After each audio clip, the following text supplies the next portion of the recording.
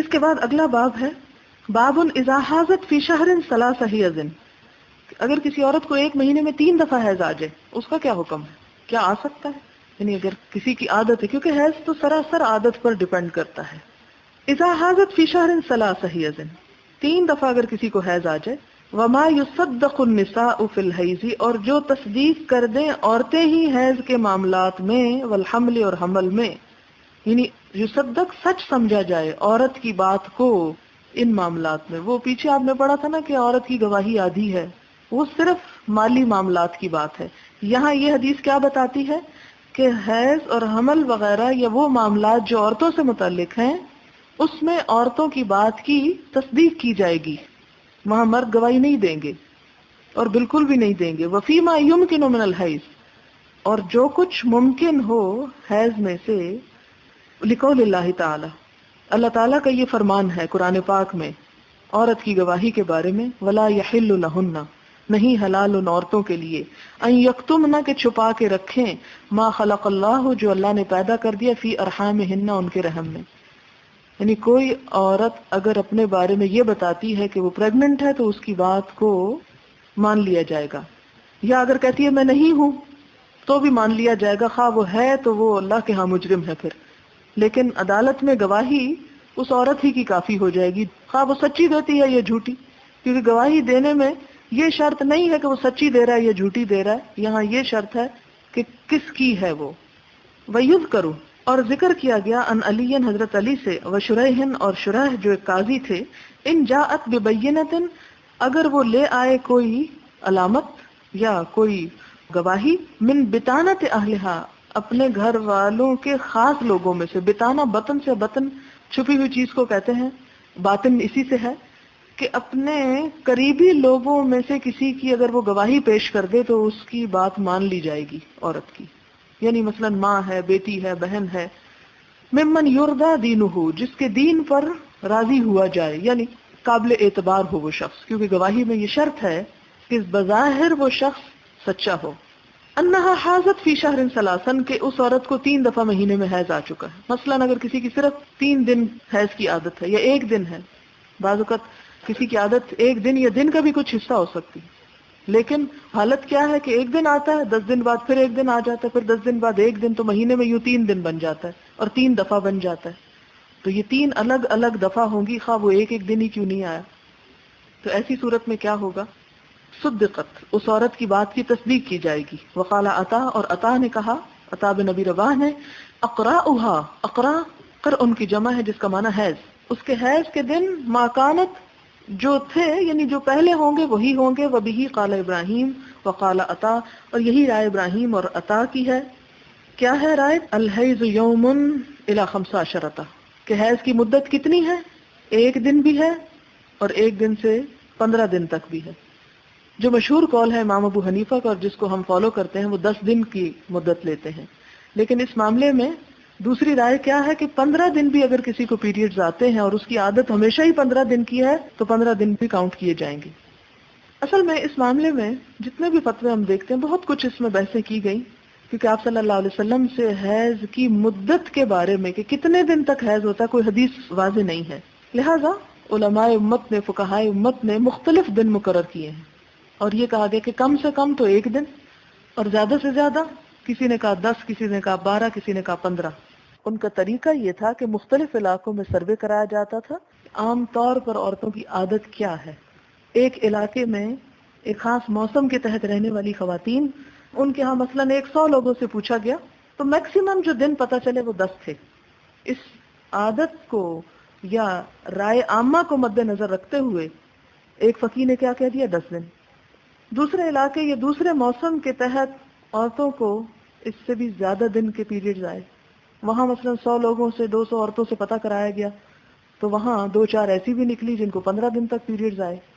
تو وہاں کے امام نے فتویٰ کیا دے دیا کہ زیادہ سے زیادہ 15 دن بھی ہو سکتے ہیں. ہم اب یہ نہیں کہیں گے کہ یہ غلط ہے اور وہ صحیح ہے، انہوں نے اپنے تجربے اور مشاہدے پر فتویٰ دیا، انہوں نے اپنے تجربے اور مشاہدے پر. اب ہم کیا کریں؟ وہ تو آپس میں کوئی کچھ کہہ رہا ہے، کوئی کچھ، تو ہم کچھ بھی نہ کریں. نہیں، ہمیں یہ دیکھنا ہوگا کہ ہماری عادت کیا ہے. اور اس کے لیے میں ہر ماں سے یہ کہوں گی کہ جب اس کی بچی کو پیریڈز شروع ہوں، اور یہ باتیں شرمانے کی نہیں، یہ دین کے حقائق ہیں، اور ماؤں کو اتنا اپنی بچیوں کے ساتھ گفتگو کرنے کا حق ہے، اور اگر ماں خود نہیں گائیڈ کرے گی تو بچیاں بھٹکیں گی، ادھر ادھر سے پوچھیں گی اور غلط چیزیں ان کے سامنے آئیں گی. اس لیے ماں بہترین دوست ہو سکتی ہے ایسے معاملات میں گائیڈ کرنے کے لیے.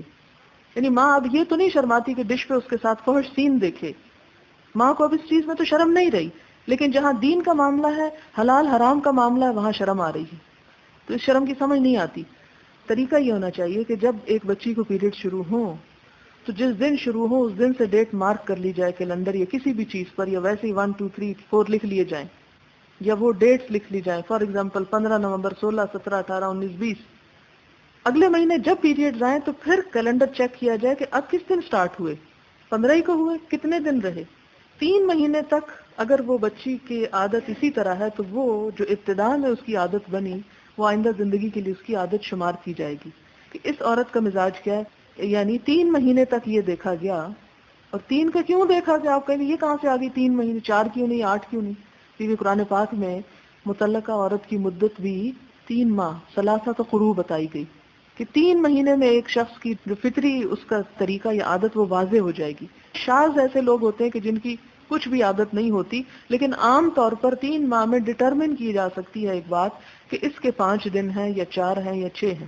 اس کے بعد بچی کو یہ سکھا دیا جائے کہ وہ ہمیشہ اس کو مارک کرتی رہے تاکہ کمی بیشی اگر اس پہ زیادہ جا رہا ہے تو آپ کیئر کریں اپنے بچے کی، اس کو دوا دیں یا اسے دکھائیں کہیں. اور اگر وہ کم ہو رہے ہیں تو بھی آپ دیکھیں کہ اس کے ساتھ یہ کیوں ہو رہا ہے. آپ دیکھیں کہ عورت کی زندگی میں یہ سرکل جو ہے اس کی صحت، اس کی جسمانی قوت اور اس کی تخلیقی صلاحیتوں کی ضمانت ہوتی ہے اس پر. اس میں اس کو صفائی، پاکی اور ناپاکی کا بھی بتائیں. اسلام نے جو حدود قائم کی ہیں مناسب حدود کا بھی ذکر کریں، اور کب شروع ہوتا ہے اور خاتمے کی کیا علامت ہے، جیسے وہ پیچھے حضرت عائشہ کی اور وہ روایات گزر چکی وہ بھی بتائیں کہ نہانا اس کو کب ہے. یہ نہ ہو کہ وہ 2 دن بعد نہا رہی ہے، پھر بلیڈنگ ہوگی، پھر بیچاری نہا رہی ہے، پھر نہا رہی ہے، وہ ایک عجیب پریشانی میں مبتلا ہے. تو اس سلسلے میں چونکہ یہ ہر عورت کے ساتھ معاملہ ہے اور ہر عورت پر نماز فرض ہے اور اس سے حساب پہلا نماز ہی کا ہوگا، ان معاملات میں تساہل اور سستی اور غفلت ناقابل معافی ہے.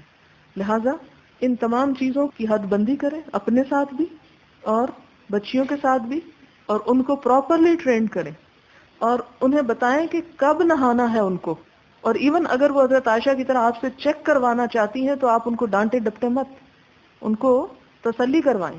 اور اس کے بعد یہ ہے کہ نہ صرف نماز بلکہ روزوں کا مسئلہ ہو جاتا ہے. بعض اوقات روزہ نہیں رکھنا چاہیے، رکھے بیٹھے ہیں. بعض اوقات رکھنا چاہیے تو نہائے نہیں، آج ٹائم نہیں تھا اس لیے روزہ بھی چھوڑ دیا.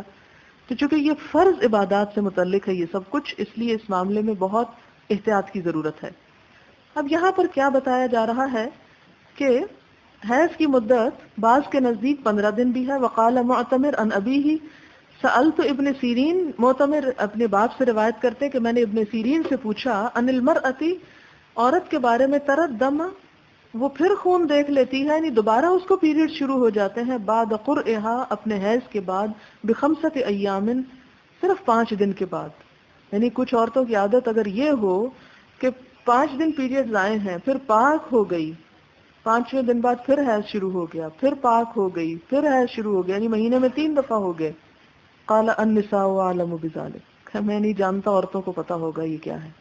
ایسے ہی کہنا چاہیے، اگر نہیں پتا تو انسان کہے نہیں مجھے نہیں معلوم، میں نہیں جانتا اس فتوے کو.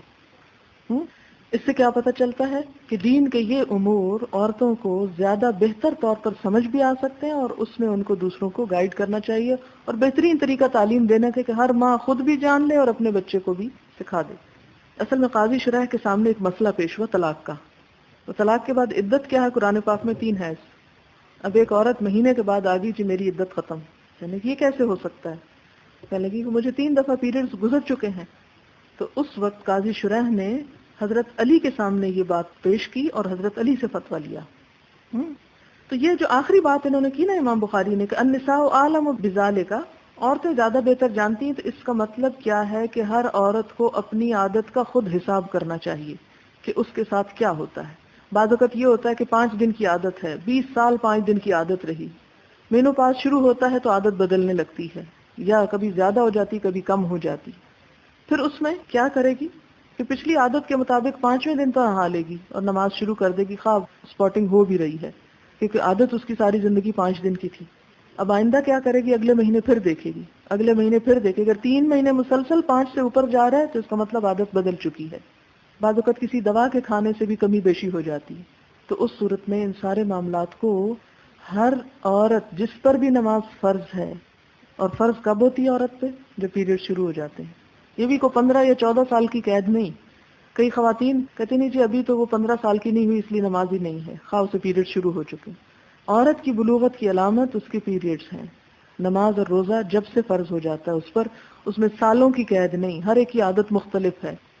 حدثنا احمد بن ابی رجاء قال حدثنا ابو اسامہ قال سمعت هشام بن عروہ قال اخبرني ابي ان عائشہ ان فاطمة بنت ابي حبیش سألت النبي صلی اللہ علیہ وسلم قالت انی استحاض فلا اطهر، کہ مجھے استحاضہ ہوتا ہے اور میں پاک نہیں ہوتی، افعد الصلاۃ فقال لا ان ذلك عرق ولكن دع الصلاۃ قدر الايام، نماز کتنے دن چھوڑو؟ صرف اپنے ایام کے اندازے پر جو پہلے عادت تھی، التی کنت تحیدین فیہا، جس میں تمہیں حیض آیا کرتا تھا، ثم اغتسلی وصلی، پھر غسل کر لو اور نماز پڑھ لو۔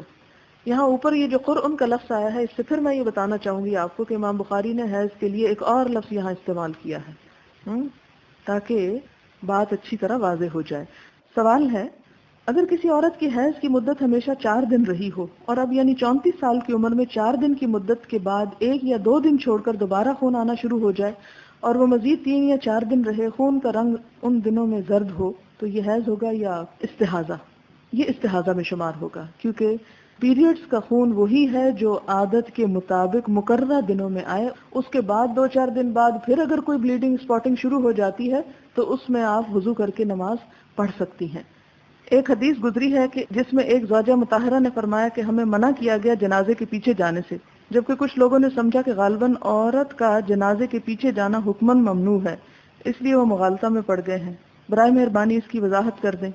اس میں یہ ہے کہ جب جنازہ لے کے مرد قبرستان جاتے ہیں تو عورتوں کو پیچھے جانے سے روکا گیا ہے، لیکن اگر کوئی ایسی مجبوری ہو کہ دوسرے ملک سے آ رہی ہیں اور باپ فوت ہو چکا ہے اور اس کا چہرہ دیکھنا ہے تو قبرستان جانا پڑ گیا، تو اس صورت میں جانے کی اجازت ہے، لیکن جنازے کے پیچھے پیچھے چلنا جیسے مرد چلتے ہیں، اس چیز کو ناپسند کیا گیا ہے۔ حدیث میں کہ بیوہ عورت اپنی عدت کے دوران نہ سرما لگائے، نہ خوشبو اور نہ ہی رنگین کپڑا پہنے۔ کیا متعلقہ کی عدت کے دوران بھی یہی حکم ہے؟ اگرچہ اس کی زینت کو نامحرم مرد نہ دیکھے۔ بات یہ ہے کہ تھوڑے سے احکامات فرق ہیں۔ جو بیوہ عورت کی عدت ہوتی ہے اس میں سوگ شامل ہوتا ہے اپنے شوہر کو کھونے کا، کیونکہ ایک عورت کی زینت جو اس کے لیے عبادت کا سبب ہے وہ اس کے اپنے شوہر کے لیے، یعنی سب سے زیادہ جس زینت کے اہتمام پر عورت کو اجر بھی ملتا ہے وہ شوہر کی خاطر ہے۔ جب شوہر فوت ہو جائے تو پھر اس کو حکماً ایک طرح سے کہا گیا کہ وہ زینت نہ کرے تاکہ وہ اپنے غم کا بھی اظہار کر سکے اور دوسروں کے سامنے بھی اس کی کیفیت جو ہے مختلف ہو۔ لیکن جو طلاق کا مسئلہ ہے وہ نسبتاً مختلف ہے۔ اس میں اگر شوہر نے طلاق دی ہے تو وہ غم نہیں غصے کا سبب ہوگی بات، یا اس نے خود خلا وغیرہ لی ہے، تو اس میں وہ احکامات نہیں ہیں جو ایک مرے ہوئے شوہر کی عدت پوری کرنے کے ہیں۔ ان دونوں میں فرق ہوگا۔ اگرچہ یہ نہیں کہ طلاق کے بعد عورت جو ہے وہ بالکل ہی عام عورتوں کی طرح ہو، تھوڑا بہت فرق تو ہوگا، لیکن وہ نہیں جو متوفی کے بعد ہوتی ہے۔ غسل حیض میں ترتیب واضح کر دیجئے، مثلا وضو، اگر بالوں کی صفائی کریں، خوشبو لگانا، اس میں آپ دیکھیں کہ جیسے غسل حیض ہے یا جنابت تو دونوں میں ہی پہلے وضو ہوگا۔ اگر بالوں کی صفائی وغیرہ کریں تو وہ اس سے بھی پہلے کر لیں، اور اس کے بعد خوشبو تو سب سے آخر میں ہوگی۔ پھر دوسرا سوال ہے کہ کیا خوشبودار صابن سے دھونا کافی ہے؟ دیکھیں یہ کامن سینس کی باتیں ہیں جن کو آپ خود بھی سمجھ سکتے ہیں۔ خوشبودار صابن سے دھونا تو یہ ہے کہ وہ دھل کے پانی سے ختم ہو جائے گا، لیکن ایسی خوشبو کہ جس سے ہر قسم کی اسمیل ختم ہو جائے، ڈیوڈرنٹ قسم کی۔ ہم نے غسل میں پاک ہونے کے طریقے پڑھے جس میں بتایا گیا کہ آخر میں روئی پر خوشبو لگا کر جسم پر لگائیں۔ پوچھنا یہ کہ ہم تو ایسا نہیں کرتے جب پاک ہونے کے لیے غسل کرتے ہیں، کیا یہ ہمیں ضرور کرنا چاہیے؟ کیا یہ فرض ہے؟ بات فرض کی نہیں، بات سنت کی ہے، اور ظاہر ہے کہ قرآن پاک میں اس کا حکم نہیں ہے، فرض کے درجے پر نہیں، لیکن آپ صلی اللہ علیہ وسلم نے بارہا اس کی تاکید فرمائی ہے۔ اگر آپ چھوڑ دیں گے تو یہ تو نہیں کہ آپ کسی حرام کام کے مرتکب ہو رہے ہیں یا آپ کو مجرم ہیں، لیکن ایک چیز جس کا تذکرہ کیا گیا اور وہ چیز ہماری ہائیجین، کلینلینس اور ہماری صحت اور ہماری جو چستی ہے اس سے متعلق ہے۔ اور خاص طور پر آپ دیکھیں اس کی تاکید کو کہ آپ صلی اللہ علیہ وسلم نے بیوہ عورت کے سوگ کی مدت میں سے ہر طرح کی زینت سے روکا، لیکن اس کے لیے بھی اس خوشبو کے لگانے کا حکم دیا۔ اسے ہم امر وجوب تو نہیں کہیں گے، امر کی کئی قسمیں ہوتی ہیں. ایک امر ہوتا ہے جو واجب کے درجے میں ہوتا ہے، ایک امر ارشاد کا ہوتا ہے. یہاں پر ایک طرح سے یہ کام سنت کی پیروی کرنا ہے، اور سنت کی پیروی کرنے میں ثواب ہے. جو نہ کریں گے ان کو گناہ تو نہیں ہوگا لیکن ثواب کوئی نہیں ملے گا. بس اتنا سا فرق ہے. اگر کوئی پاکستان سے عمرہ کرنے جا رہا ہو تو کیا یہ ہو سکتا ہے کہ یہاں احرام نہ باندھے بلکہ مکہ جا کر ارادہ کرے اور مسجد عائشہ جا کر احرام باندھے؟ ایسا نہیں ہو سکتا. میقات سے پہلے احرام باندھنا ضروری ہوتا ہے. یہ عمرے کی شرائط میں سے ہے احرام پہننا، اور اس کی پابندی جو ہے وہ ضروری ہے. اگر وہ عمرہ ہی کرنے جا رہا ہے تو احرام پہننے میں اسے کیا مشکل ہے؟ اس لیے کہ جب تک وہ یونیفارم نہیں پہنے آپ کی فیلنگ ہی وہ نہیں ہو سکتی. اور یہ خاص طور پر اللہ تعالیٰ کپڑے دوسرے پہنواتے ہیں اپنے گھر بلانے کے لیے، تو یہ بہت بڑی سعادت ہے اور بہت ایک ڈفرینٹ فیلنگ ہونے لگتی ہے انسان کو. تو اس لیے اگر جانا ہے تو ہول ہارٹیڈلی جائیں، اس طرح نہ جائیں کہ یہ نہیں کر سکتا اور وہ مشکل ہے اور وہاں جا کے کر لوں.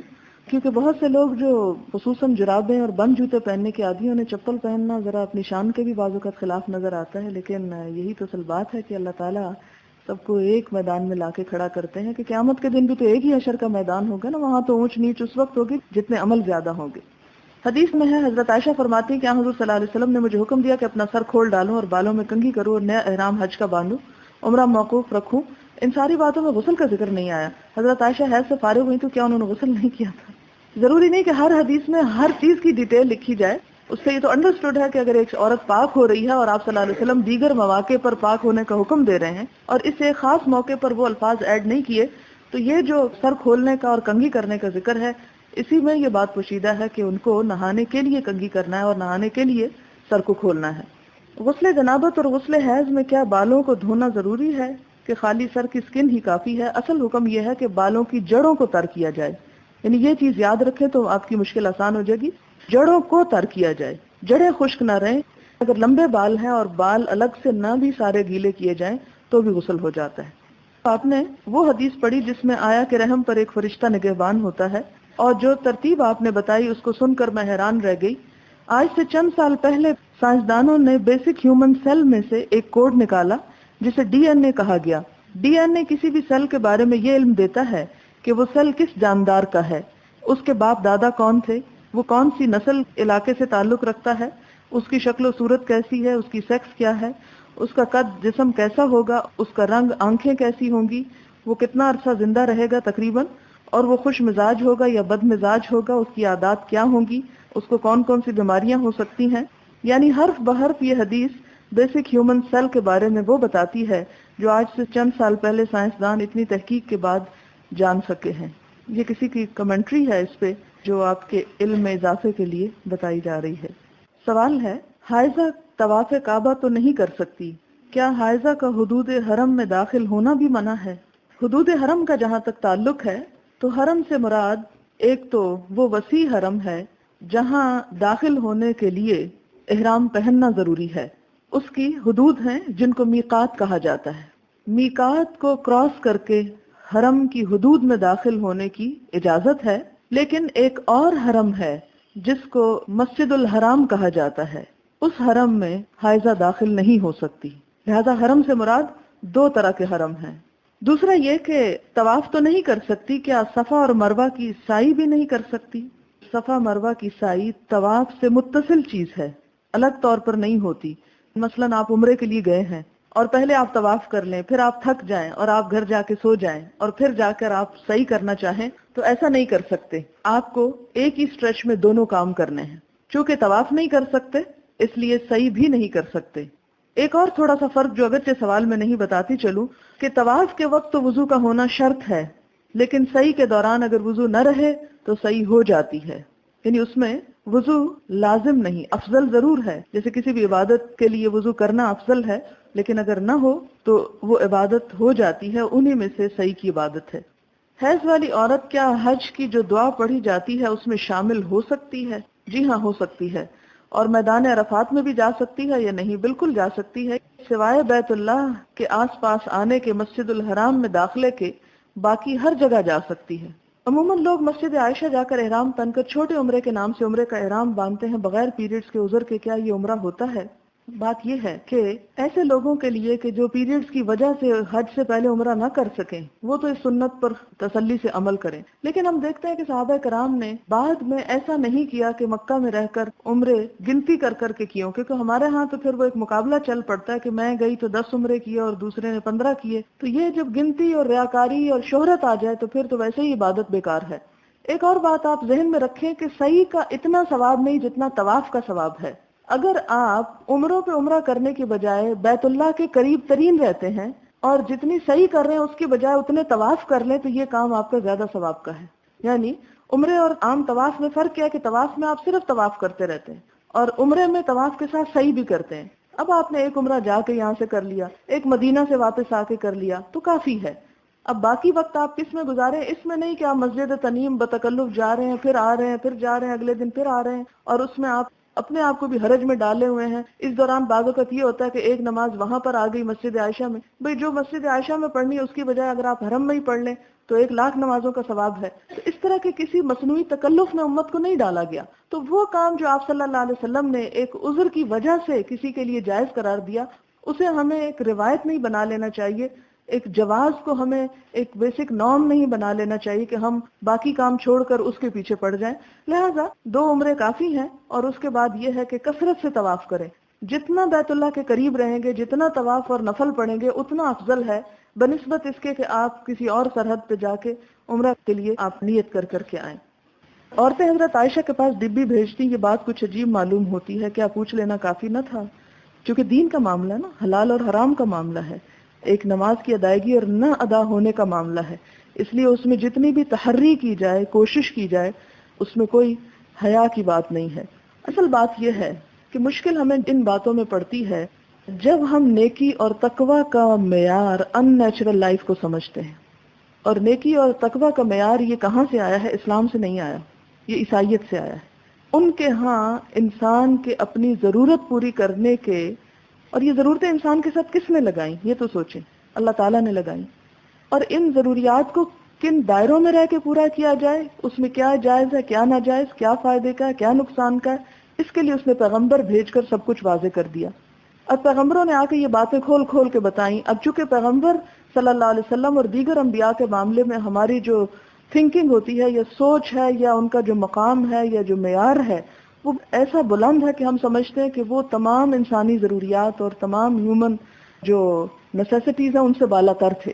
اور اگر کوئی بھی انسانی فعل ان سے سرزد ہوتا ہے یا انسانوں کو کچھ بتاتے ہیں تو وہ دین کا حصہ معلوم نہیں ہوتا یا وہ ایک بری بات معلوم ہوتی ہے. حالانکہ سمجھنے کی بات یہ ہے کہ اللہ تعالیٰ نے انسانوں میں سے انسان کو بطور نبی اسی لیے چنا کہ اس پر بھی انسانی کیفیات گزرتی ہوں. ان کیفیات کا نہ ہونا انسان کو انسان نہیں پھر فرشتہ بنا دیتا ہے، اور فرشتہ انسان سے افضل نہیں ہے. انسان کو سجدہ کرایا گیا فرشتوں سے. تو اصل بات سوچ کا فرق ہے، اس لیے یہ ساری حیرت ہوتی ہے. اور ایک اور بڑی مشکل کہ خاص طور پر پاکستان اور انڈیا میں، اس بر صغیر میں شرم و حیا کے ایسے معیار قائم کر لیے گئے کہ جن کو فالو کرتے کرتے دین کی سمجھ سے ہم بہت دور ہو گئے. عربوں کے ہاں یہ مسئلہ نہیں ملیں گے، وہ یہ باتیں کھلی کھلی اپنے بچوں کو اور سب کو سمجھا دیتے ہیں، اور ان کے ہاں کوئی اس قسم کی شرم و حیا کا تصور نہیں جس میں دین کے فرائض کا علم نہ ہو.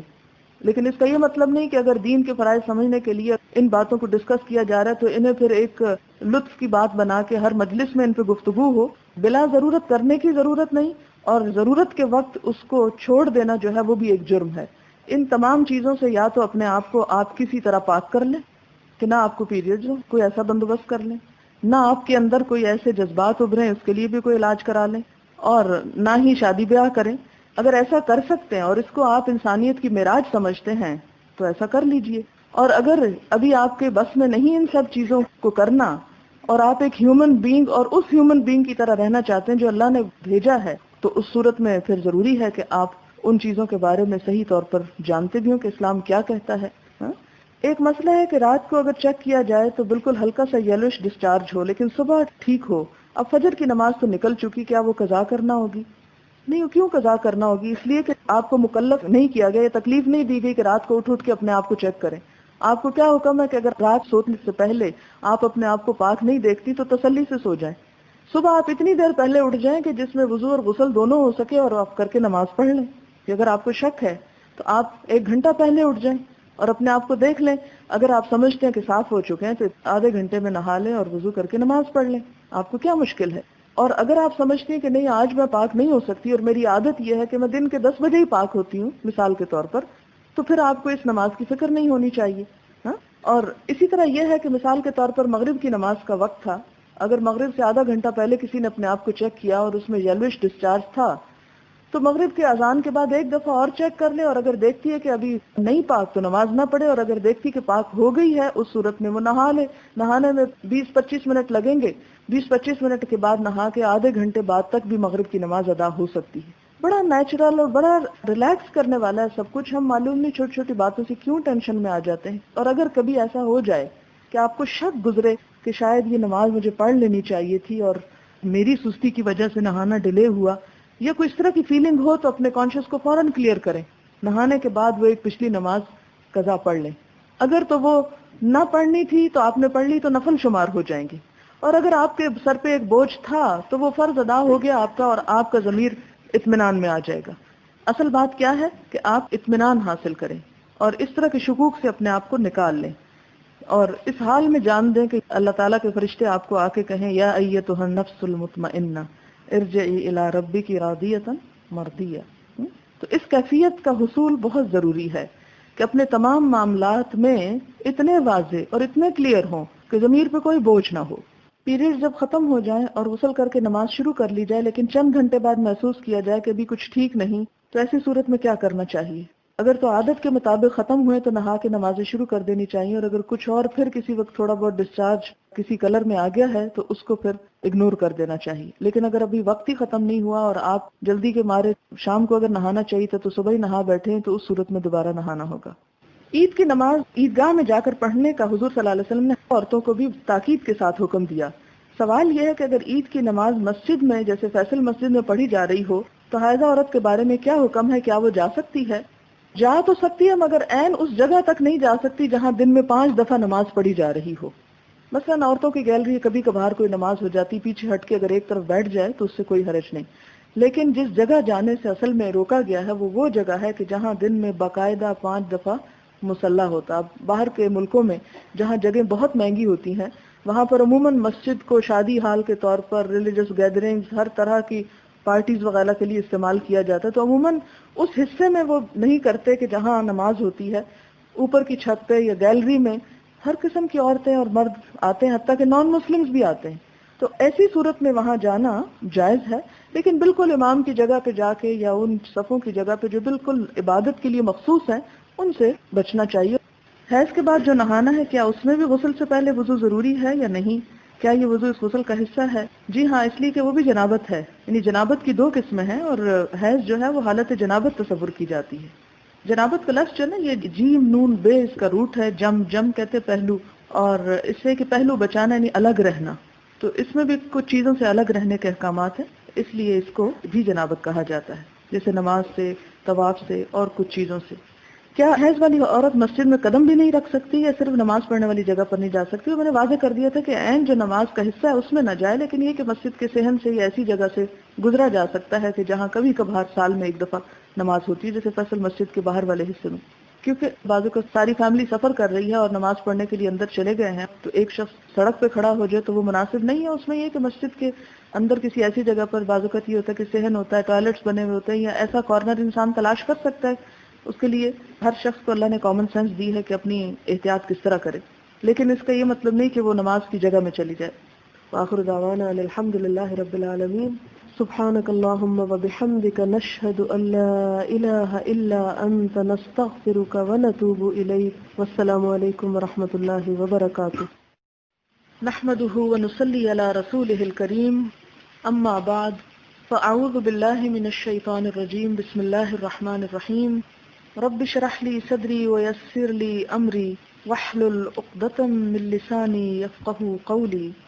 باب السفرۃ والقدرۃ فی غیر ایام الحیض.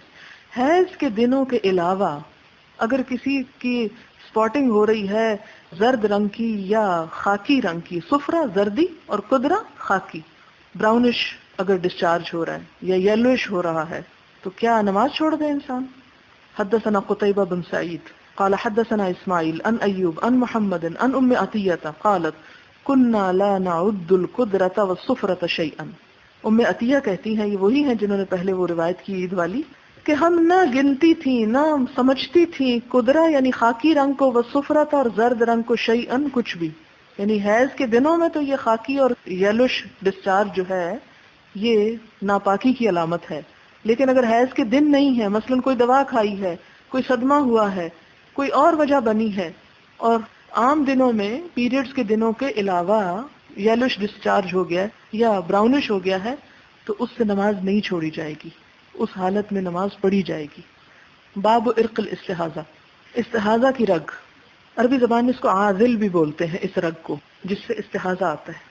اب یہ ڈاکٹرز بھی زیادہ بہتر بتا سکتے ہیں کہ استحاضہ کی رگ اور دوسری رگ میں کتنا فرق ہے یا اس کے مقام میں کتنا فرق ہے، لیکن حدیث میں تو یہ بات، حالانکہ حضور صلی اللہ علیہ وسلم کوئی طبیب نہیں تھے اور انہوں نے کوئی جسم کی کیمسٹری یا جسم کی سائنس وہ نہیں پڑھ رکھی تھی، اس کے عالم نہیں تھے، اناٹمی نہیں جانتے تھے، لیکن اس کے باوجود جو کچھ وحی کے ذریعے آپ کو بتایا گیا آپ نے وہ آگے پہنچا دیا کہ استحاضہ جو ہے وہ اس جگہ سے نہیں آتا جہاں سے حیض آتا ہے، وہ مختلف رگ ہے جس کو عربی میں عاذل بولتے ہیں. حدثنا ابراہیم بن المنذر قال حدثنا معن قال حدثني ابن ابي ذئب عن ابن شهاب عن عروة وعن امرة عن عائشة. یہ امرہ جو ہے یہ حضرت عائشہ کی شاگرد ہیں اور انہوں نے بھی بے شمار احادیث روایت کی، اور یہ حضرت عبد الرحمن کی بیٹی تھی جو ان کے بھائی تھے، بھانجی ہیں. زوج النبی صلی اللہ علیہ وسلم، حضرت عائشہ جو حضور صلی اللہ علیہ وسلم کی اہلیہ تھیں. ان ام حبیبہ استحیضت 7 سنین، ام حبیبہ ان کو 7 سال تک استحاضہ کی بیماری رہی. فسألت رسول اللہ صلی اللہ علیہ وسلم، تو انہوں نے حضور صلی اللہ علیہ وسلم سے دریافت کیا ان ذالک، اس کے حکم کے بارے میں. فامرها ان تغتسل، تو آپ نے حکم دیا کہ غسل کر لیا کرو. فقال ھذا ارکن، آپ نے فرمایا کہ یہ ایک رگ ہے. فکانت تغتسل لکل صلاۃ، تو وہ ہر نماز کے لیے غسل کیا کرتی تھی. اس میں 2 چیزیں آتی ہیں، غسل بھی آتا ہے اور وضو بھی آتا ہے، کہ ہر نماز سے پہلے وضو کر لینا کافی ہے. ان کے بارے میں آتا ہے کہ یہ 2 نمازوں کو جمع کرتی اور اس سے پہلے نہا لیا کرتی تھی، لیکن جو اصل حکم ہے، جو راجح حکم ہے، وہ صرف وضو کا ہے. باب المرأة تحیض بعد الافاضۃ، اگر کسی عورت کو حیض آ جائے طواف افاضہ کے بعد، طواف زیارت کے بعد، اور یہ طواف افاضہ یا زیارت جو ہے حج کا رکن اعظم ہے، بڑا رکن ہے. اگر کسی عورت نے عرفہ بھی قیام کر لیا، منا بھی ٹھہر چکی، سب کچھ کر لی، طواف افاضہ بھی کر لیا، اور پیریڈ شروع ہو گئے، مراد کیا ہے کہ طواف وداع نہ کر سکی تو کیا کرے گی؟ کیا حج ہو جائے گا طواف وداع اگر چھوٹ گیا؟ حدثنا عبداللہ ابن یوسف قال اخبرنا مالک عن عبداللہ ابن ابی بکر ابن محمد ابن عمرو ابن حزم عن ابیہ عن امرۃ بنت عبد الرحمن عن عائشہ زوج النبی صلی اللہ علیہ وسلم انہا قالت لرسول اللہ صلی اللہ علیہ وسلم، کہ انہوں نے نبی صلی اللہ علیہ وسلم سے کہا، یا رسول اللہ، اے اللہ کے رسول صلی اللہ علیہ وسلم، ان صفیہ بنت حیی، صفیہ بنت حیی ابن اخطب جو یہودی سردار کی بیٹی تھیں، پھر جب خیبر فتح ہوا تو آپ نے ان کو آزاد کر کے ان سے نکاح کیا. قد حاضت، ان کو حیض آ گیا ہے. قال رسول اللہ صلی اللہ علیہ وسلم، آپ صلی اللہ علیہ وسلم نے فرمایا، لعلھا تحبسنا، شاید وہ ہمیں روکے رکھے گی، یعنی طواف وداع نہ کر سکے گی اور ہمیں انتظار کرنا پڑے گا. الم تکن طافت ما کننا، کیا اس نے تمہارے ساتھ پہلے طواف نہیں کیا، یعنی طواف افاضہ نہیں کر لیا؟ فقالوا بلا، تو انہوں نے کہا ہاں کر لیا ہے. قال فخرجی، فرمایا کافی ہے، چلتے ہیں اب. یعنی حضرت عائشہ نے، اب یہ نہیں کہ آپ نے ان کو تو موقع دیا عمرے کا اور ان کو طواف وداع نہ کرنے دیا، اگر یہی کرتے رہتے تو شاید 1 مہینہ اوپر ہو جاتا. اس میں فرق یہ ہے کہ طواف وداع جو ہے وہ لازم نہیں ہے. بعض اوقات ایسا ہوتا ہے نا کہ عورتیں جاتی ہیں اور حج کر لیتی ہیں اور طواف افاضہ سب کچھ ہو جاتا ہے، اور پھر حاجیوں کو منا سے ہی مدینہ لے جاتے ہیں اور مدینہ سے واپس لے آتے ہیں دوبارہ مکہ، یا ڈائریکٹ بھی لے جاتے ہیں. تو اس صورت میں اگر طواف وداع چھٹ جائے تو کیا حج ہو جائے گا؟ ہو جائے گا. یعنی وہ ایک مسنون فعل ہے، فرض نہیں ہے. حدثنا معلہ ابن اسد قال حدثنا وہیب عن عبداللہ ابن طاؤس عن ابیہ عن ابن عباس قال رخصت للحائض، رخصت دی گئی حائضہ عورت کو، ان تنفرا، کہ وہ چلی چلے، یعنی نکل چلے، اذا حاضت، جب اس کو حیض آ جائے، یعنی اپنے شہر واپس چلی چلے. وکان ابن عمر یقول فی اول امرہ، اور ابن عمر جو تھے، عبداللہ بن عمر، شروع میں یہ کہا کرتے تھے، انہا لا تنفر، کہ نہ نکلے، ثم سمعته یقول، پھر میں نے دوبارہ ان کو یہ کہتے ہوئے سنا، تنفروا کہ نکل چلے، ان رسول اللہ صلی اللہ علیہ وسلم رخص لہن، کہ حضور صلی اللہ علیہ وسلم نے ان کو رخصت دی ہے۔ اس سے کیا پتہ چلتا ہے کہ عبداللہ بن عمر نے اپنی رائے سے رجوع کر لیا جب انہوں نے حضور صلی اللہ علیہ وسلم کا فرمان پڑھا۔ اور یہی ایک مومن کی شان ہونی چاہیے کہ ہم کسی بھی طریقے پر ہوں، لیکن اگر ہمیں اس سے بہتر آپ صلی اللہ علیہ وسلم کی بات صحیح روایت کے ساتھ مل جائے تو اپنے طریقے کو چھوڑ کر اس کو اختیار کر لینا زیادہ بہتر ہے۔ باب اذا رأت المستحاضۃ الطہرہ، کہ جب مستحاضہ عورت حیض سے پاک ہو جائے، قال ابن عباس، ابن عباس کہتے ہیں، تغتسل، غسل کرے، وتصلی، اور نماز پڑھے، ولو ساعتا، خواہ ایک گھڑی ہی کیوں نہ باقی ہو۔ اب دیکھیں یہاں نماز کی اہمیت، کہ اگر دن کے غروب ہونے میں 1 منٹ باقی ہے اور عورت اس وقت نہا کر نکلی ہے تو انتظار نہ کرے اچھا اذان ہو جائے پھر مغرب کے ساتھ ہی پڑھ لوں گی، خواہ ایک گھڑی باقی ہو نماز پڑھ لے، اپنی اثر پڑھ لے۔ وَيَأْتِيهَا زَوْجُهَا، اور آئے اس کے پاس اس کا شوہر، اذا صلت الصلاۃ، جب وہ پڑھ لے نماز۔ مراد یہ ہے کہ مستحاضہ عورت کے پاس اس کا شوہر آ سکتا ہے، یعنی قربت کر سکتا ہے اگر وہ نماز شروع کر دیتی ہے۔ یعنی ویسے تو حیض کی حالت میں شوہر کو اجازت نہیں، لیکن استحاضہ کی حالت میں اجازت ہے، یہ مراد ہے، کیونکہ الصلاۃ اعظم، نماز زیادہ بڑی چیز ہے، تو جو عورت بلیڈنگ میں نماز پڑھ سکتی ہے تو استحاضہ میں اس کے لیے یہ بھی اجازت ہے۔ حدثنا احمد بن یونس عن زہیر قال حدثنا ہشام عن عروہ عن عائشہ قالت قال النبی صلی اللہ علیہ وسلم، کہ نبی صلی اللہ علیہ وسلم نے فرمایا، اذا اقبلت الحیضۃ، جب تجھے حیض آ جائے، فدعی الصلاۃ، نماز چھوڑ دے، واذا ادبرت، جب واپس ہو جائے، فاغسلی عنک الدم وصلی، خون کو دھو دو اور نماز پڑھ لو۔ یہ پیچھے حدیث گزر چکی ہے۔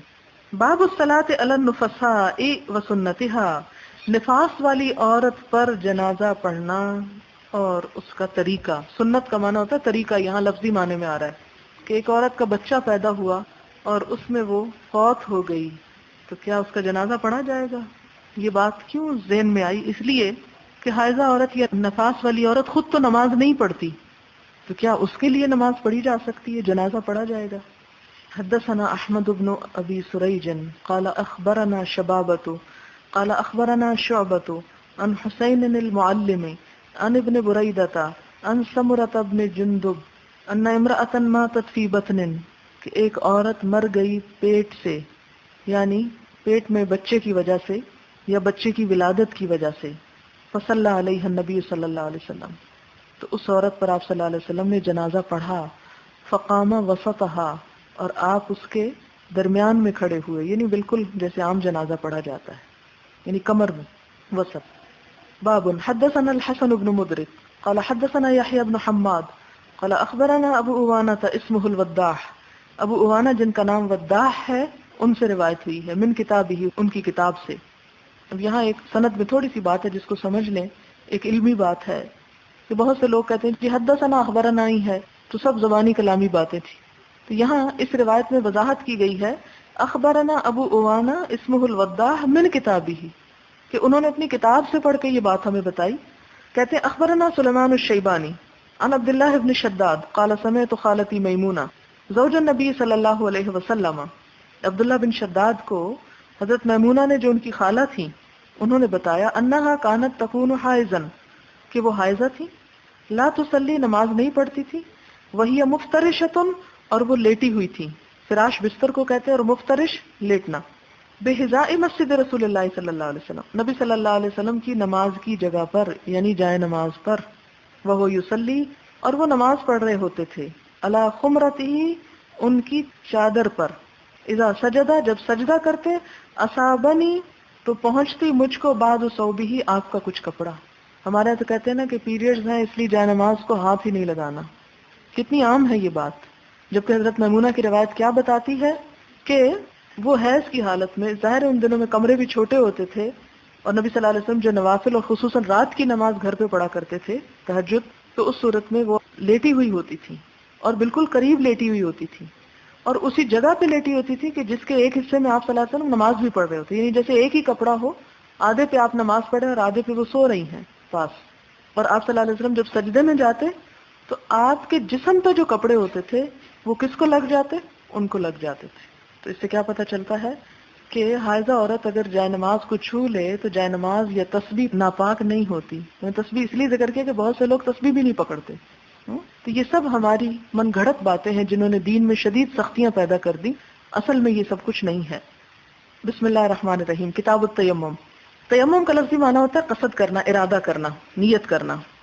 اور وضو میں تو دھویا جاتا ہے، تیمم میں دھویا نہیں جاتا، نیت کی جاتی ہے اور نیت کے ساتھ مٹی سے ہاتھ اور منہ کو پونچھ لیا جاتا ہے.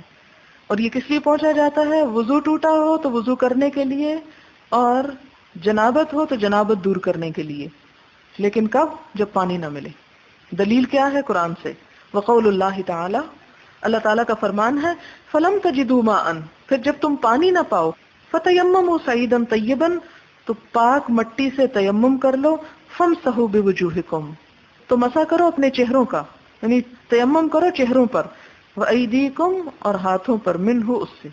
یعنی تیمم پاؤں کا نہیں ہوگا، مسح نہیں ہوگا سر کا، صرف کیا ہوگا؟ ہاتھ اور چہرہ. حدثنا عبد الله بن يوسف قال اخبرنا مالك عن عبد الرحمن بن القاسم عن ابيه عن عائشة زوج النبي صلى الله عليه وسلم قالت خرجنا مع رسول الله صلى الله عليه وسلم، ہم نکلے آپ صلی اللہ علیہ وسلم کے ساتھ، فی بعض اسفاره، آپ کے بعض سفروں میں. یعنی آپ صلی اللہ علیہ وسلم سفر کرتے ہوئے اپنی اہلیہ میں سے کسی نہ کسی کو ساتھ رکھتے تھے. تو اس موقع پر حضرت عائشہ ساتھ تھی. حتی اذا كنا بالبیداء، یہاں تک کہ جب ہم بیدا کے مقام پر تھے، او بذات الجیش، یا ذات الجیش جگہ تھی. یہ راوی کو شک ہے. حضرت عائشہ نے بتایا تو ان کو یاد نہیں رہا کہ بیدا تھی یا ذات الجیش تھی. انقطع عقد لی، ٹوٹ گرا ایک ہار میرا ہار ٹوٹ کے گر گیا. کس کا؟ حضرت عائشہ کا. فاقام رسول اللہ صلی اللہ علیہ وسلم، تو قیام کیا یعنی ٹھہر گئے آپ صلی اللہ علیہ وسلم، علی التماس ہی، التماس کا لفظ پیچھے بھی گزر چکا ہے، یعنی اس کو ڈھونڈنے کے لیے، اس کو تلاش کرنے کے لیے. واقام الناس معه، اور سب لوگ آپ کے ساتھ ٹھہر گئے. ولیسوا علی ماء، اور وہ پانی کے پاس نہ تھے. فاتی الناس الی ابی بکر، لوگ حضرت ابو بکر صدیق کے پاس آئے. فقالوا، کہنے لگے، الا تری ما صنعت عائشہ، تم دیکھ رہے ہو تمہاری بیٹی نے کیا کیا ہے؟ یہ حضرت عائشہ نے کیا کر دیا؟ ہار کھو بیٹھی. اقامت برسول اللہ صلی اللہ علیہ وسلم والناس، آپ صلی اللہ علیہ وسلم اور سب لوگوں کو روک دیا ہے انہوں نے. دیکھیں عورت کی شان. لوگ کہتے ہیں عورت کی کوئی اہمیت نہیں، پورا لشکر روک دیا. اور حال یہ ہے کہ یہاں کوئی پانی بھی نہیں ملتا، ایسی جگہ لا روکا.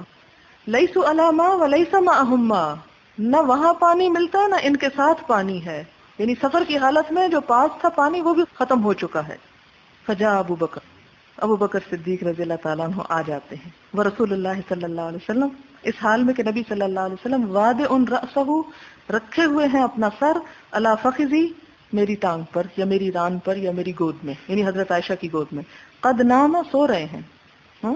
فقالا، تو آپ نے فرمایا، کس نے؟ ابو بکر نے. کس کو کہا؟ اپنی بیٹی کو کہا. حبسی رسول اللہ صلی اللہ علیہ وسلم، تم نے روک رکھا ہے حضور کو، والناس، اور لوگوں کو. ولیسوا علی ماء، وہ پانی پر نہیں ہے یہاں، یعنی یہاں پانی نہیں ہے. ولیس معهم ماء، ان کے پاس بھی پانی کوئی نہیں. فقالت عائشہ، تو حضرت عائشہ کہتی ہیں، فعاتبنی ابو بکر، بہت برا بھلا کہا مجھ کو حضرت ابو بکر نے، ڈانٹ ڈپٹ کی، عتاب سے، بہت غصہ کیا. وقال ما شاء اللہ ان یقول، اور کہا جو اللہ نے چاہا کہتے رہے، یعنی بہت کچھ کہہ دیا مجھے. وجعل، اور شروع ہوئے، یطعننی، کہ مجھے کچوکے لگانے لگے، بیدہ، اپنے ہاتھ سے، فی خاصرتی، میرے پہلو پر، یعنی میری کوکھ میں انگلیاں چبھونے لگے. فلا یمنعنی من التحرک، اور میں حرکت نہیں کر پا رہی تھی، اس لیے کہ الا مکان رسول اللہ صلی اللہ علیہ وسلم علی فخذی، کہ آپ صلی اللہ علیہ وسلم کا سر میری گود میں تھا. یعنی وہ پہلے تو بولتے رہے، پھر اور غصہ آیا تو کچوکے لگانے لگے. فقام رسول اللہ صلی اللہ علیہ وسلم، تو اٹھے آپ صلی اللہ علیہ وسلم، ہینا اصبح، جب صبح اٹھے، علی غیر ماء، بغیر پانی کے. اس سفر میں انسان بہت تھک جاتا ہے. آپ صلی اللہ علیہ وسلم بھی سو گئے، پانی نہیں تھا، لوگ پریشان تھے. انہوں نے حضرت ابو بکر کو بھیجا، انہیں اور تو کچھ نہ سمجھ آئی، اپنی بیٹی کو ہی ڈانٹ ڈپٹ کر لی اور پھر چلے گئے ہوں گے. فانزل اللہ آیت التیمم، تو اللہ تعالیٰ نے تیمم کی آیت نازل فرما دی. فتیمموا، تو سب نے تیمم کیا.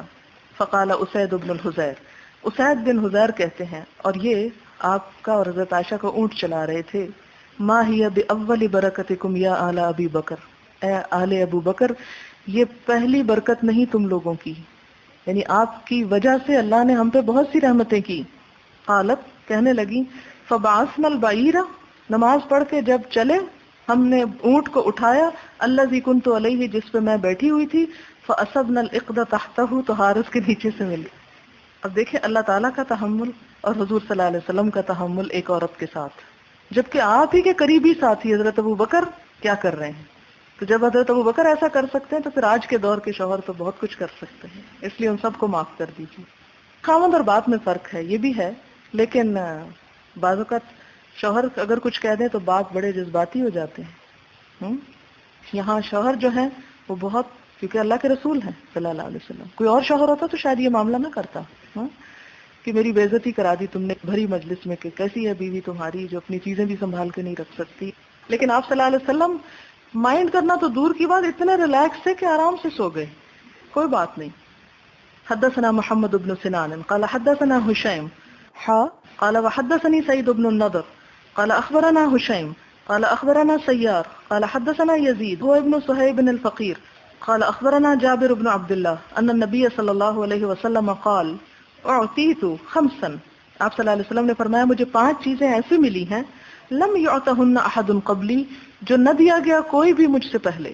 یعنی آپ صلی اللہ علیہ وسلم بحیثیت نبی 5 ایسی چیزوں کو پاتے ہیں جو آپ سے پہلے کسی کو نہ دی گئی. وہ کیا ہے؟ نصرت بالرعب، میری مدد کی گئی ہے روب کے ساتھ، مسیرت شہر، 1 مہینے کے فاصلے تک، یعنی 1 مہینے کی مسافت تک جو لوگ ہیں وہ مجھ سے ڈرتے ہیں. وجعلت لی الارض مسجدا، اور میرے لیے مسجد بنا دی گئی ساری زمین.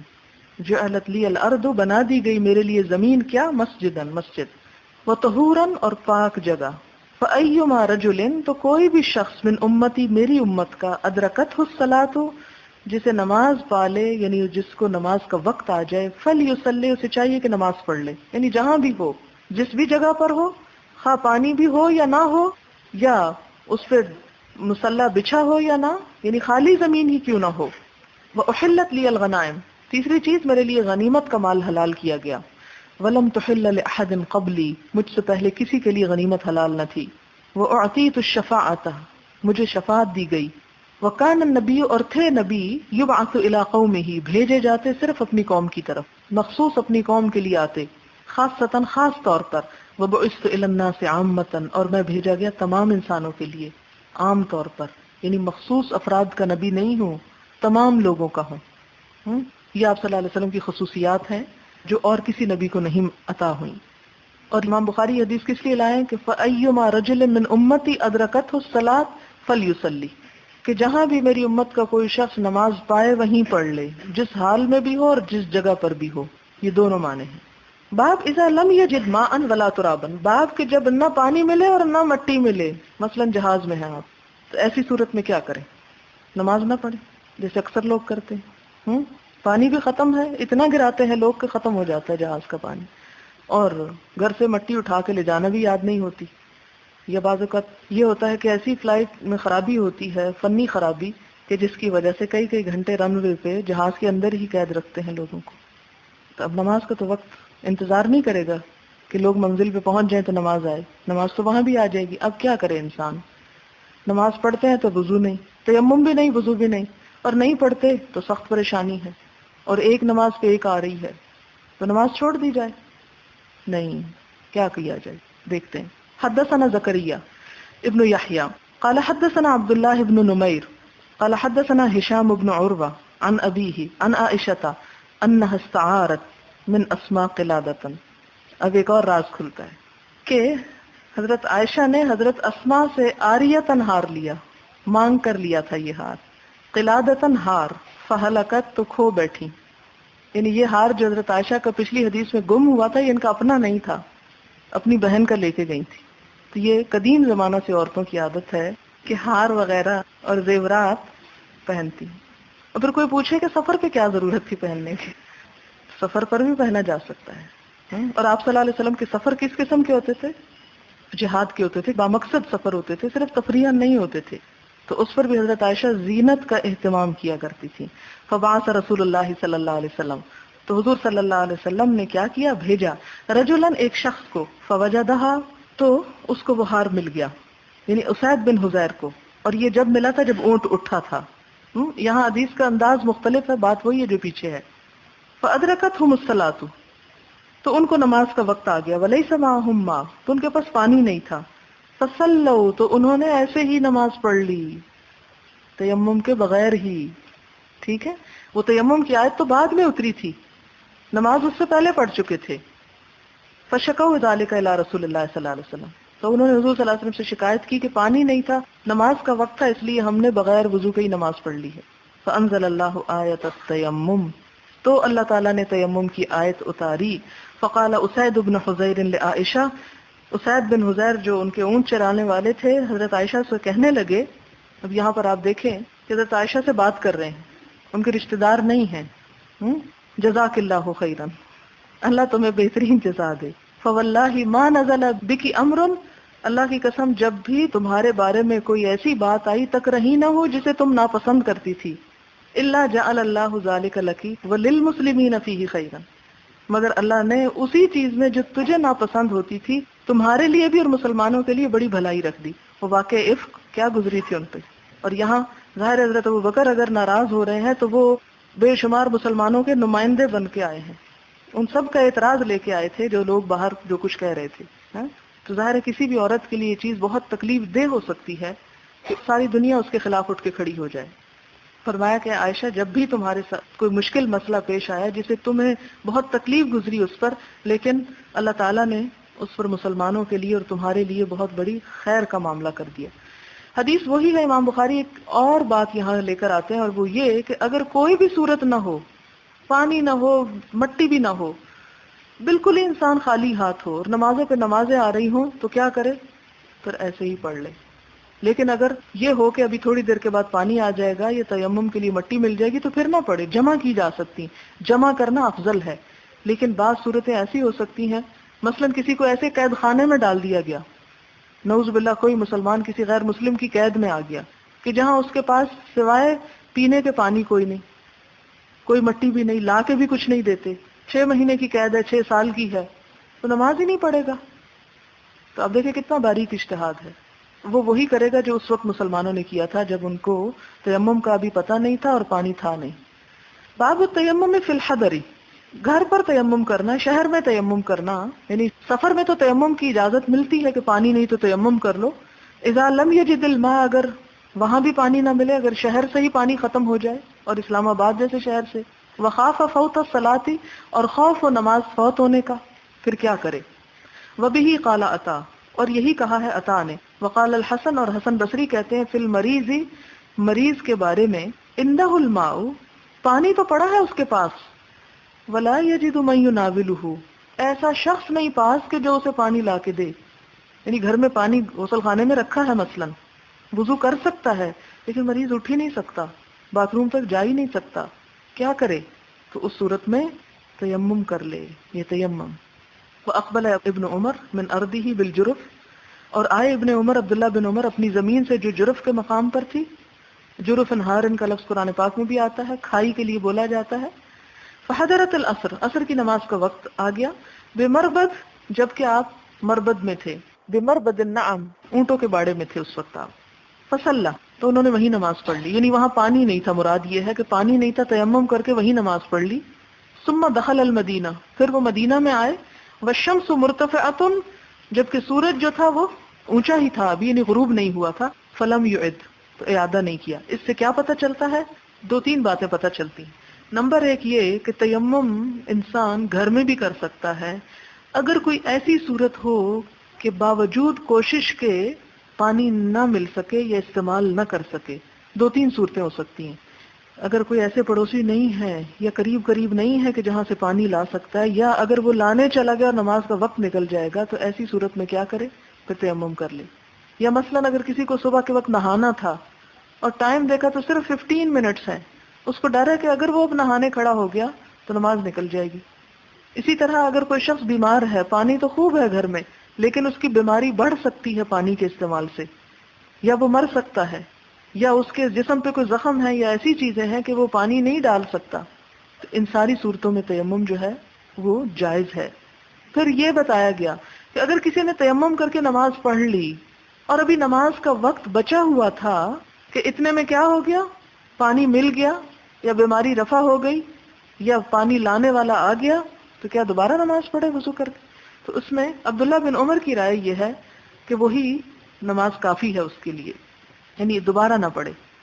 حدثنا يحيى بن بكير قال حدثنا الليث عن جعفر بن ربيعة عن الأعرج قال سمعت أميرا مولى بن عباس قال أقبلت أنا وعبد الله بن يسار مولى ميمونة زوج النبي صلی اللہ علیہ وسلم.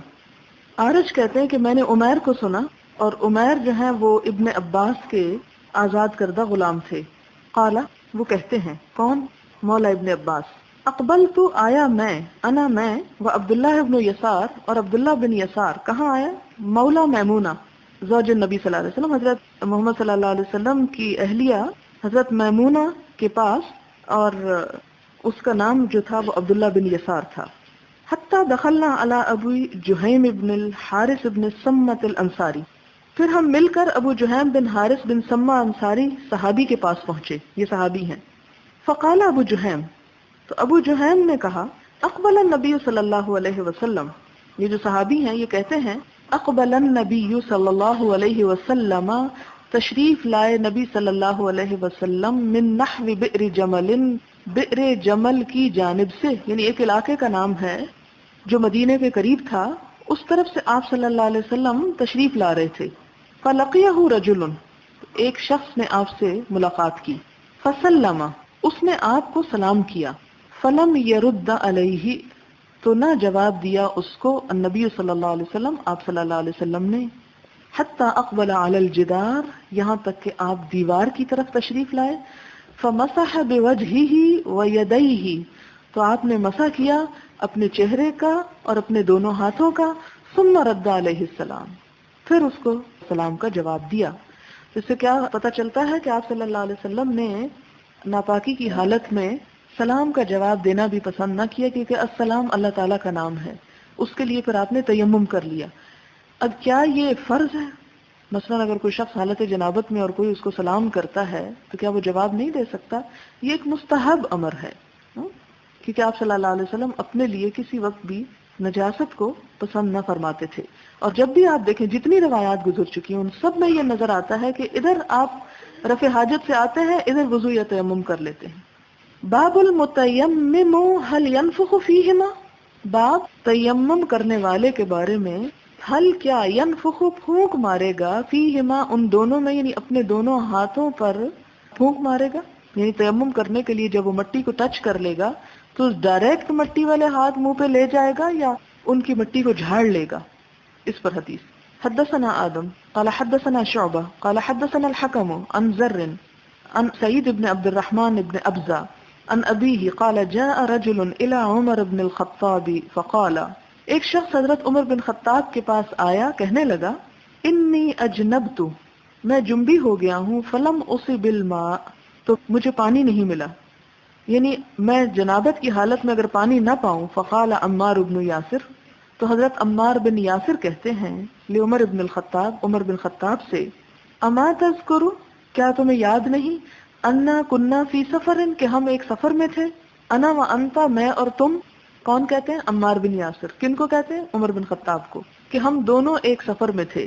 تو کیا کیا تھا؟ فاما انت فلم تصلی، جہاں تک تمہارا تعلق ہے تم نے نماز ہی نہ پڑھی. کس نے نہ پڑھی؟ عمر رضی اللہ تعالیٰ عنہ نے. کیوں نہ پڑھی؟ کہ ابھی تیمم کا حکم نہیں پتا تھا صحیح طور پر، اور پانی نہیں تھا تو نماز ہی نہ پڑھی. واما انا، اور جہاں تک میں، فتمعکت، تو میں لوٹ پوٹ ہوا مٹی میں، فصلی، تو پھر میں نے نماز پڑھی. یعنی انہوں نے تیمم کا مطلب کیا سمجھا کہ مٹی میں اس طرح لیٹے جیسے آپ نے کبھی کسی جانور کو لیٹتے ہوئے دیکھا ہوگا، تو سارے جسم پہ مٹی مر لی.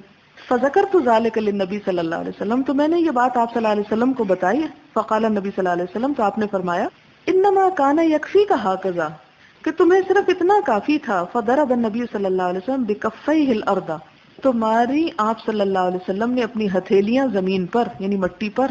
ونفخ فیہما، اور ان دونوں میں پھونک ماری، یعنی مٹی زائد جو تھی ایکسٹرا وہ جھڑ گئی. ثم مسح بہما، پھر دونوں ہاتھوں سے مسح کیا. کہاں؟ وجہہ، اپنے چہرے پر، وکفیہ، اور اپنی ہتھیلیوں پر، اور بس.